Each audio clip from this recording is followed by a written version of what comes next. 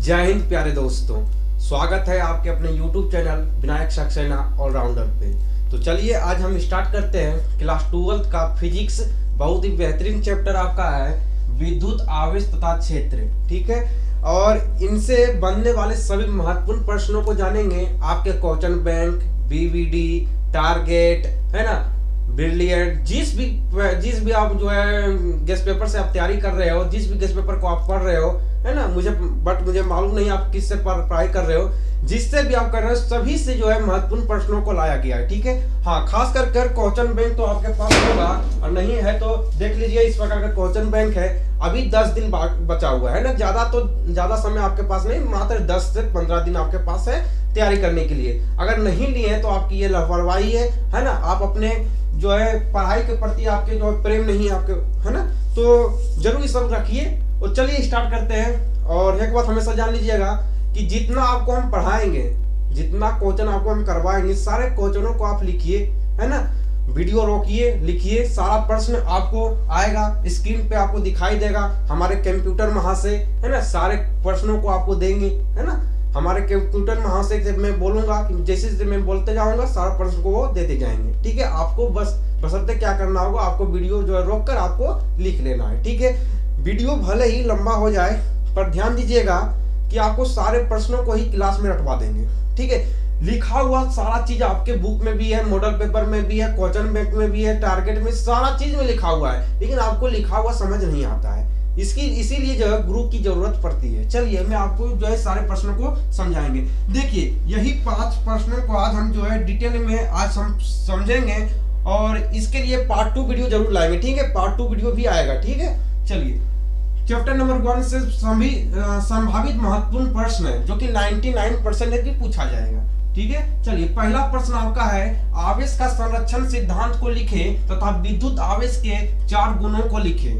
कहने का मतलब यह है मेरे दोस्त कि आवेश संरक्षण के सिद्धांतों को आपको लिखना है, ठीक है। बहुत ही बेहतरीन तरह से आपको हम समझाएंगे, बशर्ते आपको समझने की जरूरत है। तो आवेश संरक्षण का सिद्धांत को पूछा है, और पूछा है कि 4 गुणों को भी लिखे। चलिए पहला प्रश्न आपका ये है। सेकंड नंबर प्रश्न आपका है, विद्युत फ्लक्स क्या है, इसका एसआई मात्रक लिखे। क्या हम बहुत ही स्पीड में बोल रहे हैं? स्पीड में हम बोल रहे हैं तो कमेंट कीजिएगा, ठीक है। चलिए अगले बार हम धीरे पढ़ाएंगे, लेकिन चलिए विद्युत आवेश क्या है, इसका एसआई मात्रक लिखे। मुझे तो ऐसा लग रहा है कि मैं बहुत ही नॉर्मल बोल रहा हूँ। चलिए उसके बाद तीसरा नंबर प्रश्न आपका है, गाउस के नियम को लिखे। बहुत ही इंपॉर्टेंट प्रश्न है ये 5, ठीक है। गाउस का नियम लिखे। उसके बाद आपका है चौथा नंबर प्रश्न आपका है, कूलॉम के नियमों को लिखे तथा इसके सीमाएं क्या है। कहने का मतलब यह है आपको कूलॉम का नियम लिखना है, और इनके क्या क्या सीमाएं हैं उन सभी को लिखना है, ठीक है। कंप्यूटर महाशय क्या वीडियो बढ़िया से चल रहा है ना? हाँ चलिए ठीक है। चलिए वीडियो बहुत ही बढ़िया से चल रहा है। उसके बाद विद्युत द्विध्रुव। उसके बाद आपका है 5वां नंबर प्रश्न आपका है, विद्युत द्विध्रुव आघूर्ण किसे कहते हैं। विद्युत द्विध्रुव आघूर्ण किसे कहते हैं, ये बहुत बार पूछा गया, 2023 में भी पूछा गया है, ठीक है। 2023 में जो भी एग्जाम दिए हैं उन सभी पे पूछा गया है कि विद्युत द्विध्रुव आघूर्ण के बारे में भी पूछा गया है, ठीक है। चलिए जैसे हम कंप्यूटर महाशय आप रेडी रहिए, ठीक है। जैसे हम बोलेंगे वैसे प्रश्न को आप देते जाइएगा, सारे लल्ला को जो है प्रश्न को लिखने में सहूलियत हो, ठीक है। चलिए कंप्यूटर महाशय पहला नंबर प्रश्न आपका, पहला नंबर प्रश्न दीजिए बच्चों को, आवेश संरक्षण सिद्धांत को लिखे तथा विद्युत आवेश के 4 गुणों को लिखे। चलिए कंप्यूटर महाशय क्वेश्चन नंबर 1 डालिए। चलिए डाल दिए हैं कंप्यूटर महाशय। चलिए ठीक है, क्या पूछा गया है? पहला नंबर प्रश्न आपसे पूछा है कि आवेश संरक्षण के सिद्धांतों को लिखे। आवेश संरक्षण के सिद्धांतों को लिखे तथा विद्युत आवेश के 4 गुणों को लिखे। देखिए पहला नंबर, आप 5 प्रश्नों का स्क्रीनशॉट ले लीजिए, नहीं तो आप लिख लीजिए। इन सभी प्रश्नों को हम मिटाएंगे। क्यों नहीं मिटाएंगे? क्योंकि मेरे पास जगह नहीं है, आपको समझाना होगा, ठीक है। चलिए आवेश संरक्षण का सिद्धांत किसे कहेंगे? पहले ये आपके बोर्ड एग्जाम में पूछा है कि पहला पूछा है आवेश संरक्षण का सिद्धांत, उसके बाद 4 गुण। तो पहले क्या करना है आपको? आवेश संरक्षण के सिद्धांतों को लिखना है। चलिए आवेश संरक्षण के सिद्धांतों को हम डिटेल से समझते हैं। चलिए समझते हैं। तो आवेश संरक्षण का सिद्धांत किसे कहेंगे? तो याद रखिएगा, आवेश को लिखिएगा, आवेश संरक्षण का सिद्धांत उसे कहते हैं ना आवेश को उत्पन्न किया जा सकता है, ना ही आवेश को उत्पन्न किया जा सकता है, ना ही नष्ट किया जा सकता है, बल्कि एक वस्तु से दूसरे वस्तु में आवेश को भेज सकते हैं, उसे आवेश संरक्षण का सिद्धांत कहते हैं। कहने का मतलब यह है मेरे दोस्त, कंप्यूटर महाशय क्या बच्चों को दिखाई दे रहा है यहाँ से? चलिए, राइट, दिखाई दे रहा है। चलिए, आवेश संरक्षण का सिद्धांत कहने का मतलब यह है कि आवेश को, मान लीजिए कि ये आवेश, दो आवेश है, तो आवेश को मान लीजिए कि ये आवेश है प्लस आवेश, ये माइनस आवेश है। ये आवेश कौन सा है? तो आवेश को हम क्यों लिख देते हैं? चलिए, आवेश से हम लिख देते हैं, ठीक है। ये पहला आवेश है, ये आपका दूसरा आवेश है। कहने का मतलब है Q1 आवेश, ये आपका Q2 आवेश है, ठीक है, समझिएगा। कहने का मतलब यह है कि आवेश को ना तो उत्पन्न किया जा सकता है, क्या क्या नहीं किया जा सकता है? तो आवेश को ना उत्पन्न किया जा सकता है, ना ही उसे नष्ट किया जा सकता है, बल्कि इस आवेश को एक वस्तु से दूसरे वस्तु में हम भेज सकते हैं। उसी को क्या कहते हैं? उसी को आवेश संरक्षण का सिद्धांत कहते हैं। मुझे तो ऐसा लगता है मेरे दोस्त कि कोई रॉकेट साइंस हम आपको नहीं बताएं कि आपको समझ नहीं आया होगा। अगर समझ आया है तो कमेंट जरूर कीजिएगा, ठीक है। आपको जो है हमारी पढ़ाई बहुत ही बेहतरीन लग रही हो तो कमेंट जरूर कीजिएगा। चलिए, उसके बाद आपको पूछा है कि चार गुणों को लिखें, ठीक है। 4 गुणों को हम जो है आपको लिखना है। पहला गुण लिखिएगा, पहला गुण कंप्यूटर महाशय पहला गुण को दीजिए, ठीक है। पहला गुण आपका होगा आवेश का क्वांटीकरण। पहला गुण में लिखिएगा आवेश का क्वांटीकरण। पहला गुण क्या लिखिएगा? तो लिखिएगा आवेश का क्वांटीकरण। लिख लिए हैं? चलिए, उसके बाद दूसरा लिखिएगा आवेश का क्वांटम क्रम लिख लिए। उसके बाद लिखिएगा आवेश संरक्षित होते हैं। आवेश कैसा होता है? तो आवेश संरक्षित होता है। अभी हम बताएं कि आवेश को ना तो उत्पन्न किया जा सकता है, ना तो नष्ट किया जा सकता है, बल्कि एक वस्तु से दूसरे वस्तु में हम भेज सकते हैं, ठीक है। यानी कहने का मतलब यह है कि आवेश क्या होता है? संरक्षण। आवेश जो होता है वो संरक्षित रहता है।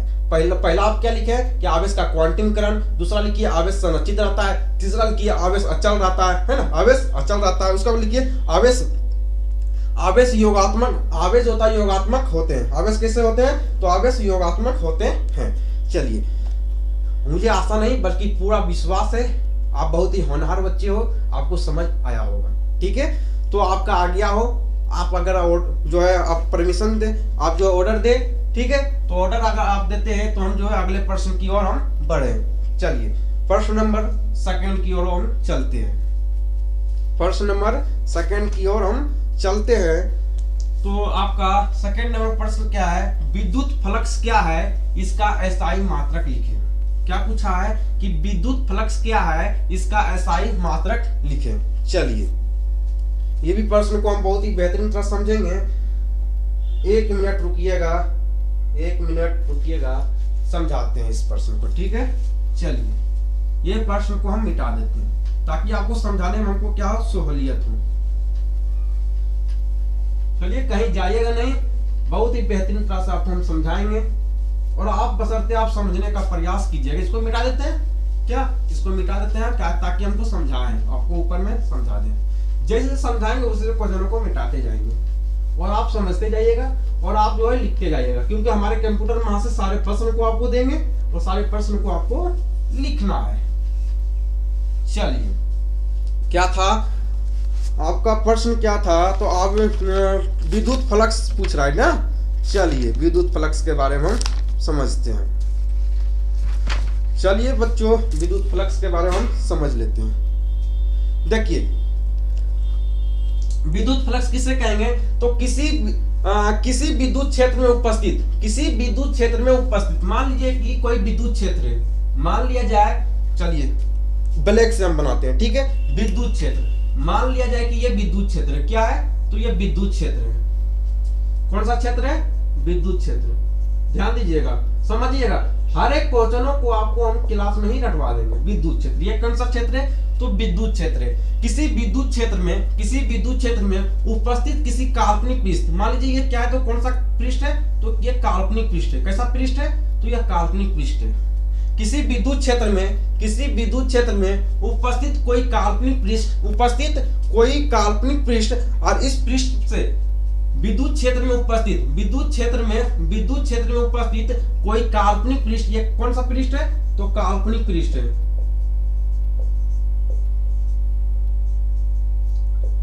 विद्युत क्षेत्र में उपस्थित किसी काल्पनिक पृष्ठ से गुजरने वाली विद्युत बल रेखा, इससे क्या हो तो गुजरने वाला विद्युत बल रेखा, ठीक है, गुजरने वाला विद्युत बल रेखा। देखिए विद्युत बल रेखा क्या कर रहा है, तो विद्युत बल रेखा जो है गुजर रही है, विद्युत बल रेखा है गुजर रही है, इसी को क्या कहते हैं, तो इसी को हम कहते हैं, क्या कहते हैं, तो विद्युत फ्लक्स कहते हैं, ठीक है, समझिएगा। फिर आपको समझाएंगे, किसी विद्युत क्षेत्र में उपस्थित कोई काल्पनिक पृष्ठ, ये कौन सा पृष्ठ है, तो ये आपका काल्पनिक पृष्ठ है। किसी विद्युत क्षेत्र में उपस्थित कोई काल्पनिक पृष्ठ से गुजरने वाले विद्युत बल रेखा की संख्या, विद्युत बल रेखा की संख्या को ही क्या कहेंगे, तो विद्युत फ्लक्स कहेंगे। कहने मतलब यह है कि इस विद्युत फ्लक्स से जो आपके काल्पनिक पृष्ठ में ये विद्युत फ्लक्स आपको दिखाई दे रहा है, सॉरी ये जो आपको काल्पनिक पृष्ठ आपको दिखाई दे रहा है, यह काल्पनिक पृष्ठ आपको दिखाई दे रहा है, इस काल्पनिक पृष्ठ से जितना विद्युत बल रेखा गुजरेगा, अगर इधर उधर गुजरेगा तो इसका कोई संख्या, इसका कोई जो है इसका गिनती नहीं होगा, ठीक है, इसका कोई गिनती नहीं होगा, बल्कि इस काल्पनिक पृष्ठ से गुजरने वाले विद्युत बल रेखा की संख्या को ही क्या कहते हैं, तो क्या कहेंगे, तो विद्युत फ्लक्स कहेंगे। कहने का मतलब यह है, समझिएगा, किसी विद्युत क्षेत्र में उपस्थित, किसी विद्युत क्षेत्र में उपस्थित काल्पनिक पृष्ठ से गुजरने वाली विद्युत बल रेखा की संख्या को ही क्या कहेंगे, तो विद्युत फ्लक्स कहेंगे। कहने का मतलब यह है, इस काल्पनिक पृष्ठ से जितना विद्युत बल रेखा की संख्या गुजरेगा उसी को हम क्या कहेंगे, विद्युत फ्लक्स कहेंगे। आ गया समझ में मेरे दोस्त, आपको समझ आ गया होगा, ठीक है। आपको हर एक चीजों को क्लास में ही रटवा देंगे, भले वीडियो लंबा हो जाए, उससे कोई मुझे परवाह नहीं है, ठीक है। उसके बाद आपसे पूछा है इसका एसआई मात्रक लिखे। चलिए भाई, इसका एसआई मात्रक भी आपको हम बता देते हैं, क्या है लगा हुआ है एसआई मात्रक में ही क्या लगा हुआ है। चलिए एसआई मात्रक भी आपको हम बता देते हैं, इसका एसआई मात्रक क्या होगा। चलिए ध्यान दीजिएगा एसआई मात्रक पे।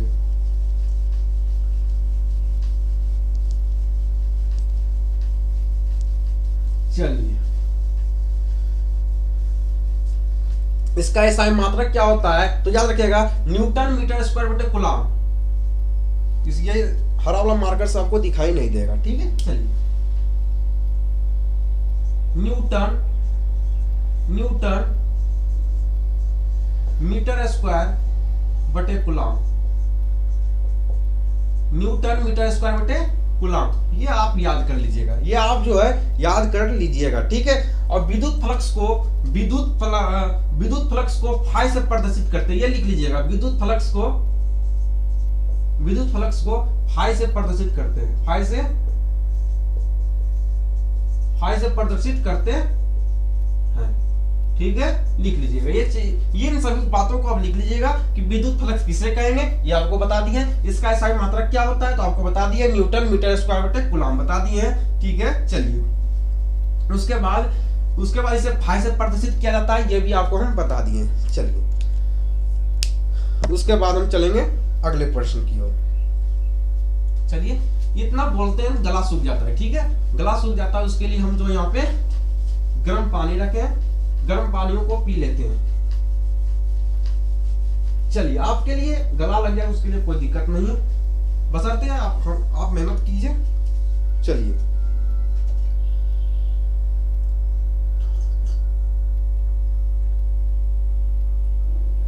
चलिए अगला नंबर प्रश्न की ओर चलेंगे। चलिए ये प्रश्न तो आपको हम बता दिए, इसको हम हटा देते हैं। विद्युत फ्लक्स आपको हम बता दिए, ठीक है। चलिए विद्युत फ्लक्स जब हम बता दिए तो यहाँ रहकर क्या करेगा, है ना। जिस प्रकार आप देखे होंगे, एक चीज आप देखे होंगे, जब किसी इंसान की जरूरत आपसे खत्म हो जाती है ना, तो वो क्या करता है, तो आपसे रिश्ते नाता सब तोड़ देता है, ठीक है। उसी प्रकार जब इस प्रश्न से मेरा काम हो गया, इसको यहाँ रखकर क्या करेंगे, है ना। चलिए लेकिन इसको यहाँ नहीं रखेंगे, पर अपने दिमाग में इसको जरूर घुसाइएगा, ठीक है। चलिए बहुत इंपॉर्टेंट प्रश्न, बहुत ही इंपॉर्टेंट क्वेश्चन है बाबू, महत्वपूर्ण प्रश्न, इसको याद कर लीजिएगा, ये क्वेश्चन जरूर पूछेगा, महत्वपूर्ण प्रश्न, इसको याद करके रख लीजिए। 2024 में ये प्रश्न पूछ सकता है 100%। तो हम नहीं कह सकते बाबूआ, 99% हम जरूर कर सकते हैं, पूछ सकता है। चलिए पूछेगा तो उसका जो है समझेंगे, उसमें क्या लगा है। चलिए हम समझाते हैं। पूछेगा तो आपको इतना टैलेंट हम कर देंगे कि आप जो प्रश्न छोड़िएगा, आपको छोड़ना भी नहीं है। चलिए उसके बाद गाउस का नियम है। तो गाउस का नियम किसे कहेंगे? पहला नंबर तो आपको परिभाषित इसको करना है, ठीक है। परिभाषित कीजिए गाउस के नियम को, परिभाषा ही आपको लिखना है। तो क्या लिखेगा? किसी बंद पृष्ठ से गुजरने वाली विद्युत फ्लक्स, किसी बंद पृष्ठ से गुजरने वाली विद्युत फ्लक्स फाई इस पृष्ठ में उपस्थित कुल आवेश 1/ε0 गुना होती है, उसी को गाउस का नियम कहते हैं। उसी को क्या कहते हैं बउआ? उसी को गाउस का नियम कहते हैं। चलिए लल्ला इधर देखिएगा, लल्ला इधर देखो बउआ। चलिए ये क्या है? तो गाउस का नियम किसे कहेंगे? किसी बंद पृष्ठ से। ये कैसा पृष्ठ है? तो बंद पृष्ठ है। ये कैसा पृष्ठ है? ये बंद पृष्ठ है। आपको भी नजर आ रहा होगा। ये कैसा पृष्ठ है? ये बंद पृष्ठ है। किसी बंद पृष्ठ से, किसी बंद पृष्ठ से गुजरने वाली विद्युत फ्लक्स, किसी बंद पृष्ठ से गुजरने वाली विद्युत फ्लक्स। आ रहा है समझ में कुछ? किसी बंद पृष्ठ से, ये बंद पृष्ठ हो गया, ठीक है। इस प्रकार लगाइएगा तभी बंद पृष्ठ होगा, ठीक है। चलिए, किसी बंद पृष्ठ से गुजरने वाली विद्युत फ्लक्स फाई, विद्युत फ्लक्स फाई, किसी बंद पृष्ठ से गुजरने वाली विद्युत फ्लक्स फाई ई, किसी बंद पृष्ठ, इसको फाई यहाँ पे नहीं लिखिए, ठीक है। फाई देखो इधर मत रखिए। चलिए फाई यहाँ पे लिखते हैं, फाई को यहाँ पे रखते हैं, ठीक है। किसी बंद पृष्ठ में उपस्थित, किसी बंद पृष्ठ से गुजरने वाली विद्युत फ्लक्स फाई। अभी तुरंत आपको बताए थे कि विद्युत फ्लक्स को फाई से प्रदर्शित करते हैं, विद्युत फ्लक्स को फाई से प्रदर्शित करते हैं। अभी आपको तुरंत हम बताएं, है ना। तो याद रखिएगा, किसी बंद पृष्ठ से गुजरने वाली, किसी, ये बंद पृष्ठ आपका है, ये आपका क्या है? तो बंद पृष्ठ। इस बंद पृष्ठ इस प्रकार से होता है, ठीक है। चलिए, किसी बंद पृष्ठ से गुजरने वाली विद्युत फ्लक्स गुजरने वाली विद्युत फ्लक्स फाई उस पृष्ठ में उपस्थित कुल आवेश, यानी कि कहने मतलब है इस पृष्ठ में उपस्थित कुल आवेश, 1/ε0 गुना होता है कुल आवेश, ठीक है। समझिए, किसी बंद पृष्ठ में, आपको यहीं पर रखवा देंगे, किसी बंद पृष्ठ से गुजरने वाली विद्युत फ्लक्स, किसी बंद पृष्ठ से गुजरने वाली विद्युत फ्लक्स फाई और उस पृष्ठ में, इस बंद पृष्ठ में उपस्थित कुल आवेश, इस बंद पृष्ठ में उपस्थित कुल आवेश क्या होता है? तो 1/ε0 गुना होता है। उसी को क्या कहते हैं? तो उसी को क्या कहते हैं बउआ? तो गाउस का नियम कहते हैं। कहने का मतलब यह है कि फाई, समझिएगा, फाई बराबर Q/ε0, समझिएगा। अभी आपको हम समझाते हैं, इसको हम आपको रटवा कर रहेंगे, ठीक है। चलिए अभी हम समझाते हैं, इसको बहुत ही बेहतरीन तरह से आपको हम समझा देंगे। चलिए देखिए, किसी बंद पृष्ठ में उपस्थित, यह बंद पृष्ठ है, किसी बंद पृष्ठ में उपस्थित, ठीक है,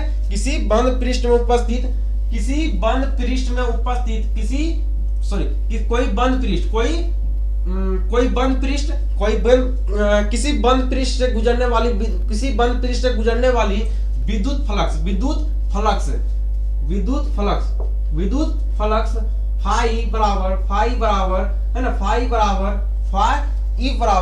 बराबर और इस पृष्ठ में, और इसमें कहने मतलब है कि इस बंद पृष्ठ में उपस्थित कुल आवेश, इस बंद पृष्ठ में उपस्थित कुल आवेश को क्यों लिखते हैं? Q बराबर क्या होता है? 1/ε0 होता है, 1/Q होता है। इसी को क्या कहते हैं? इसी को हम क्या कहेंगे? तो इसी को गाउस का नियम कहते हैं। अभी भी आपको समझ नहीं आया होगा, ठीक है, अभी भी आपको समझ नहीं आया होगा, फिर समझाते हैं। समझिएगा, किसी बंद पृष्ठ से गुजरने वाली विद्युत फ्लक्स, किसी बंद पृष्ठ से गुजरने वाली विद्युत फ्लक्स को क्या लिखते हैं? फाई लिखते हैं, फाई लिखते हैं, समझिएगा, फाई।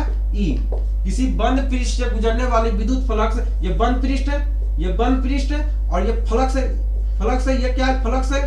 किसी बंद पृष्ठ से गुजरने वाले विद्युत फ्लक्स फाई बराबर तो उस बंद पृष्ठ में उपस्थित कुल आवेश, तो कुल आवेश को क्या लिखते हैं? क्यू।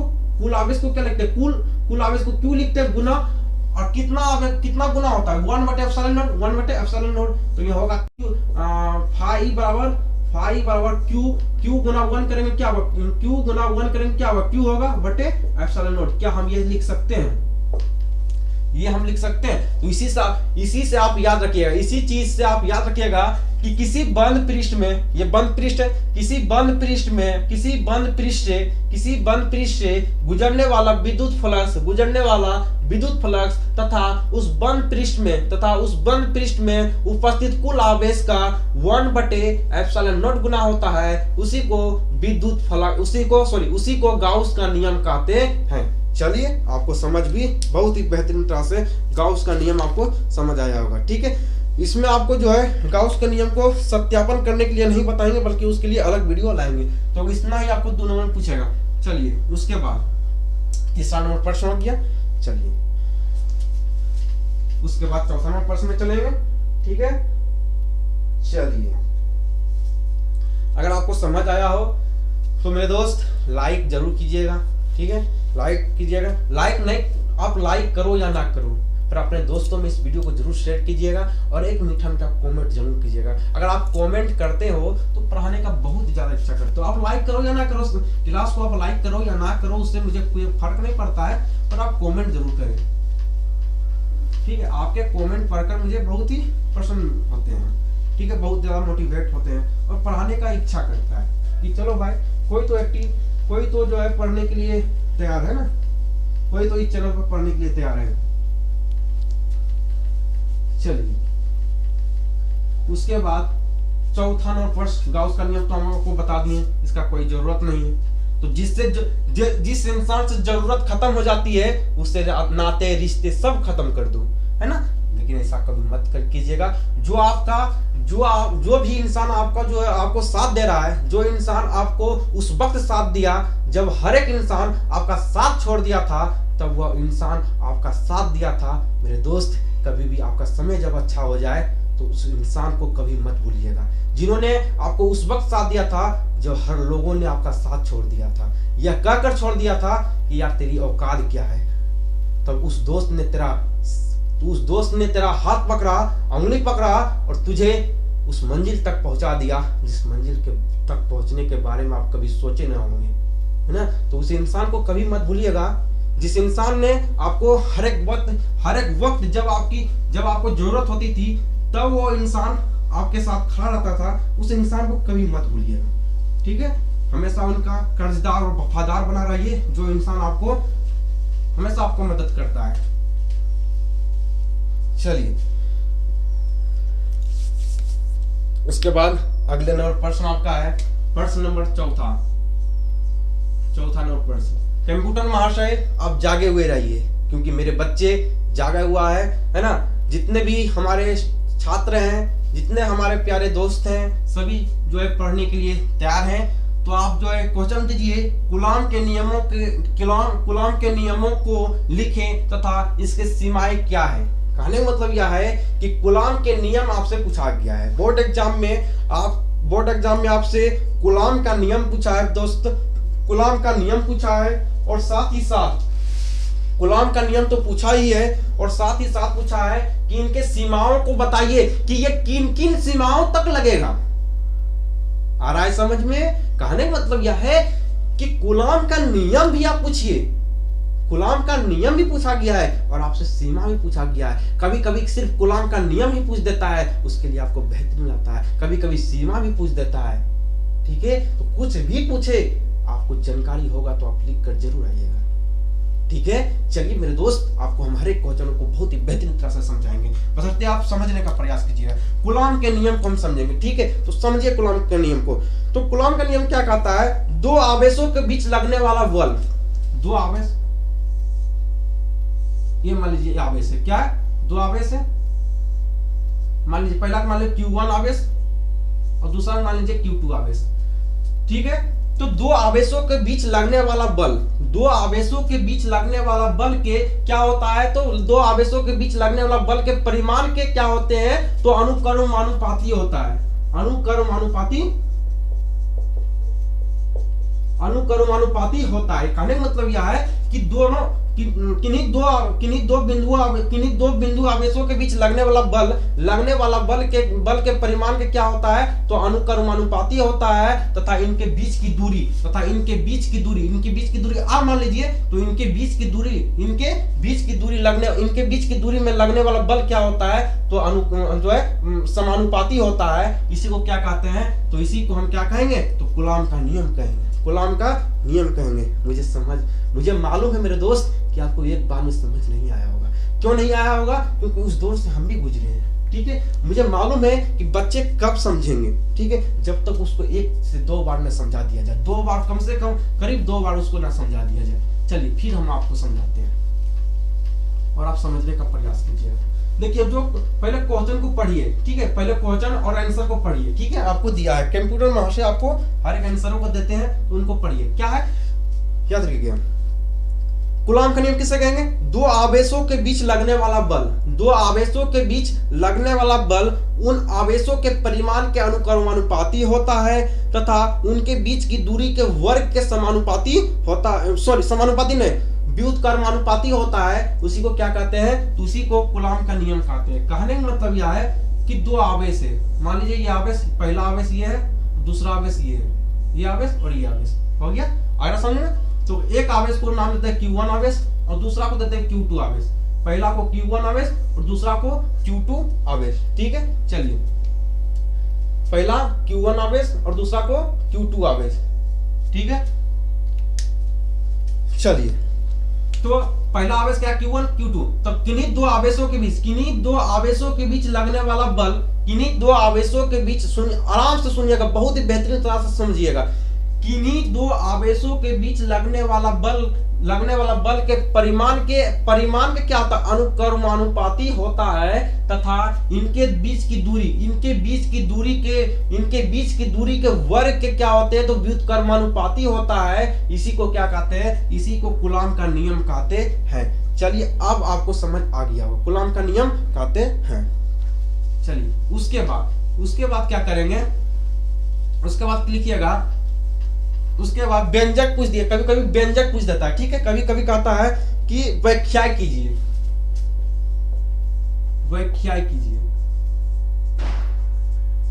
कभी कभी पूछता है कि व्याख्या कीजिए। तो इसको क्या कैसे कीजिएगा, तो लिखिएगा कि यदि Q1 Q2, लिखिएगा यदि Q1 Q2 दो आवेश हो, यदि Q1 Q2 दो आवेश हो, यदि Q1 Q2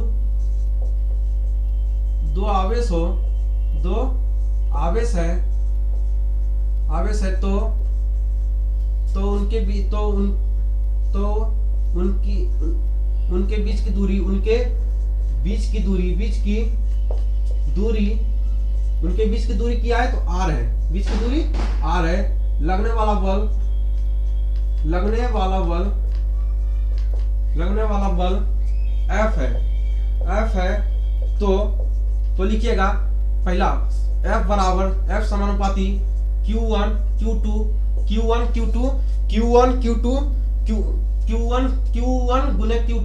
गुने Q2। देखिए, डायरेक्ट हम कर देंगे तो आपको समझ नहीं आएगा। F समानुपाती Q1 गुने Q2। उसके बाद लिखिएगा F समानुपाती 1/r²। उसके बाद F, इस समानुपाती को हटाइएगा तो जो है K आएगा। उसके बाद Q1 गुने Q2/r²। उसके बाद अगर आप चाहते हैं K को हटाने के लिए तो 1/4πε0 होता है, 1/4π K का मान लिख लीजिए, 1/4πε0 होता है, 1/4πε0 होता है, तो F बराबर होगा 1/4 पाई एप्सिलॉन नॉट होता है, उसके बाद Q1 Q2/r² होता है। यही आपको लाना था, यही आपको लाना था, ठीक है। चलिए आप ला भी दिए, चलिए यही आपका मेन है, ठीक है। डायरेक्ट इसको आप याद भी रख सकते हैं, डायरेक्ट आप याद रखिए और उसके बाद लिख दीजिए, उसके बाद परिभाषा के नीचे इसको लिख दीजिए, ठीक है। चलिए अगर आप इतना लिख लिए तो ठीक है। चलिए उसके बाद हम देखेंगे सीमा, देखेंगे क्या इसका कूलॉम का नियम किन किन सीमाओं के बीच लगता है, कूलॉम का नियम किन किन सीमाओं के बीच लगता है, ये देखेंगे, ठीक है।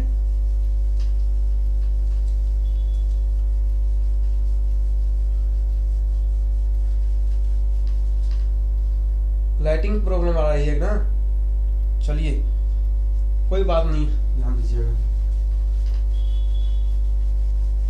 चलिए कूलॉम का नियम आपको समझा दिए, उसके बाद इसका सीमा देख लेते हैं, क्या सीमाएं देख लेते हैं, क्या क्या सीमाएं हैं। देखिए सीमाएं क्या सुन लीजिए, हम बता देते हैं, ठीक है। सीमाएं क्या होगा तो आपको अभी तुरंत बताएं, कूलॉम का नियम कब लागू होता है, तो दो बिंदुवत आवेशों के बीच लागू होता है। पहला लिख दीजिए, पहला लिखिएगा कि कूलॉम का नियम दो बिंदुवत आवेशों के बीच लागू होता है, ठीक है। पहला हो गया, ठीक है, पहला सिद्ध हो गया। उसके बाद लिखिएगा कूलॉम का नियम सिर्फ बिंदुओं आवेशों के बीच लागू होता है, ये बता दिए। उसके बाद लिखिएगा दो स्थिर आवेशों के बीच की दूरी बहुत अधिक नहीं होना चाहिए। अभी आपको नहीं बताए थे कि, चलिए थोड़ा सा वो यहाँ पे बता देते हैं, देखिए यहीं पे बता देते हैं। देखिए अभी बताए थे ना कि कूलॉम का नियम दो बिंदुवत आवेशों के बीच लागू होता है। कूलॉम का नियम जो होता है दो बिंदुवत आवेशों के बीच ही लागू होता है, और इनके बीच की दूरी क्या हो तो ज्यादा दूर नहीं हो, ज्यादा दूरी पे नहीं हो। ये दो बिंदुवत आवेश ज्यादा दूर, मान लीजिए एक बिंदुवत आवेश यहाँ आप रखें, एक यहाँ रखें, ऐसा नहीं होना चाहिए, बल्कि क्या होना चाहिए तो दोनों बिंदुवत आवेशों के बीच क्या होनी चाहिए तो अल्प दूरी होनी चाहिए। दोनों बिंदुवत आवेशों के बीच क्या होनी चाहिए तो अल्प दूरी होनी चाहिए, ना कि आप एक आवेश को यहाँ रखें, एक आवेश को वहां रखें, है ना, ज्यादा दूरी पर नहीं बल्कि अल्प दूरी पर हो, ठीक है। तो पहला क्या लिखिएगा सीमाएं, पहला सीमाएं लिखिएगा कि कूलॉम का नियम दो बिंदुवत आवेशों के बीच लागू होता है। उसके बाद लिखिएगा कि कूलॉम का नियम जो होते हैं ये दो बिंदुवत आवेशों के बीच तो लागू होता ही है, पर इनके बीच की दूरी अल्प होनी चाहिए। दो बिंदुवत आवेशों के बीच दूरी जो होती है वो अल्प होनी चाहिए, अल्प मतलब जो है कम होनी चाहिए। चलिए लास्ट प्रश्न बता के सेशन समाप्त करते हैं। चलिए कूलॉम का नियम तो हम आपको बता दिए, चलिए बबुआ बता दिए हैं। उसके बाद आपका विद्युत द्विध्रुव आघूर्ण किसे कहते हैं, विद्युत द्विध्रुव आघूर्ण किसे कहते हैं ये आपको बताना है, ठीक है। चलिए बताइए विद्युत द्विध्रुव आघूर्ण किसे कहते हैं, बहुत ही इंपॉर्टेंट है, ये भी बोर्ड एग्जाम में बहुत बार ये क्वेश्चन को पूछा जाता है, विद्युत द्विध्रुव आघूर्ण को पूछा जाता है, ठीक है। तो याद रखिएगा दो समान परिमाण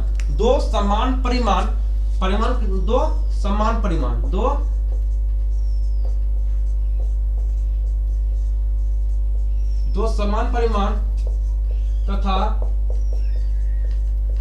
आवेश कैसा हो तो विपरीत आवेश, दो समान परिमाण तथा विपरीत आवेश अल्प दूरी पर रखे हो, अल्प दूरी पर रखे हो। दो समान परिमाण तथा विपरीत आवेश क्या हो तो अल्प दूरी पर रखे हो, तो आवेशों के परिमाण को ही क्या कहते हैं तो आवेशों के परिमाण को ही क्या कहते हैं तो आवेशों के परिमाण को ही विद्युत द्विध्रुव आघूर्ण कहते हैं। कहने मतलब यह है दो समान परिमाण होना चाहिए, दो समान परिमाण और विपरीत आवेश। कहने मतलब है कि एक पर अगर प्लस आवेश है तो दूसरे मान लीजिए Q1 आवेश, ये Q2 आवेश, ठीक है। अगर एक के ऊपर पॉजिटिव चार्ज है तो दूसरे के ऊपर नेगेटिव चार्ज होना चाहिए, दूसरे आवेश के पास क्या होना चाहिए तो दो समान परिमाण कैसा होना चाहिए तो दो समान परिमाण होना चाहिए, लेकिन आवेश क्या होना चाहिए तो आवेश अलग अलग होनी चाहिए। अगर एक पर प्लस आवेश है तो दूसरे के ऊपर माइनस आवेश होनी चाहिए, ठीक है। और इनके बीच की दूरी क्या हो तो अल्प होनी चाहिए, है ना, इनकी बीच की दूरी क्या हो तो अल्प मतलब अल्प मतलब अभी बताया कम दूरी होनी चाहिए, अल्प दूरी होनी चाहिए, ना कि ऐसा कि एक प्लस आवेश यहाँ रखें और एक प्लस आवेश हम लंदन में रखें, एक प्लस आवेश आप अपने पास रखें, एक प्लस आवेश जो है आप जो है किसी और के सेकंड पर्सन के पास रख दिए। सेकंड पर्सन तो समझ रहे हैं ना, आप समझ गए होंगे, आप समझदार हैं, ठीक है। चलिए, तो कहने मतलब यह है कि दो समान परिमाण विपरीत आवेश, दो समान परिमाण विपरीत आवेश मतलब एक पर प्लस आवेश हो तो दूसरे पर माइनस आवेश होना चाहिए और इनके बीच की दूरी अल्प होनी चाहिए। इसी के परिमाण को क्या कहते हैं? तो विद्युत द्विध्रुव आघूर्ण कहते हैं। आगे समझ में? तो दो समान परिमाण विपरीत आवेश अल्प दूरी पर रखे हो तो उनके परिमाण को ही क्या कहते हैं? तो विद्युत द्विध्रुव आघूर्ण कहते हैं। चलिए, हो गया, आपको समझ आ गया। चलिए, उसके बाद याद रखिएगा विद्युत द्विध्रुव सदिश राशि होता है। याद रखिएगा विद्युत द्विध्रुव कैसा राशि होता है? तो विद्युत द्विध्रुव जो होता है, विद्युत द्विध्रुव आघूर्ण जो होता है, यह सदिश राशि होता है, यह सदिश राशि होता है। याद रखिएगा, ये सदिश राशि होता है, ठीक है। और इसकी दिशा क्या होती है? दिशा याद रखिएगा, दिशा जो होता है वो दिशा जो होता है इसका माइनस क्यू से प्लस क्यू की तरफ होता है, माइनस क्यू से प्लस क्यू की तरफ होता है। ये याद रखिएगा, विद्युत द्विध्रुव आघूर्ण का दिशा कैसा होता है? तो माइनस क्यू से प्लस क्यू की तरफ होता है। ये आपको जो है आपको कहने मतलब यह है कि आपको न्यूमेरिकल बनाने में भी आपको सहूलियत देगा और डेरिवेशन बनाने में भी आपको सहूलियत मिलेगा, ठीक है।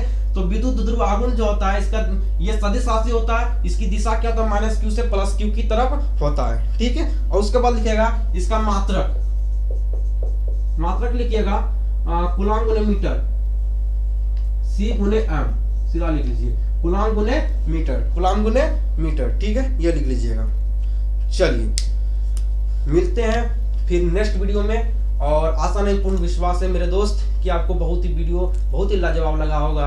अगर लगा हो तो हमारे चैनल को आप सब्सक्राइब जरूर कर लीजिएगा। अगर सब्सक्राइब करना हो या ना करना हो या आपकी मर्जी है, आप तो स्वतंत्र भारत के स्वतंत्र नागरिक हो। अगर आपको अच्छा लगा हो तो ही लाइक कीजिएगा, है ना, सब्सक्राइब कीजिएगा। और एक बात हम आपको कहना चाहेंगे कि एक कमेंट जरूर कीजिएगा और इस वीडियो को अपने दोस्तों में जरूर शेयर कीजिएगा। मिलते हैं फिर नेक्स्ट वीडियो में, तब तक के लिए बाय बाय, जय हिंद।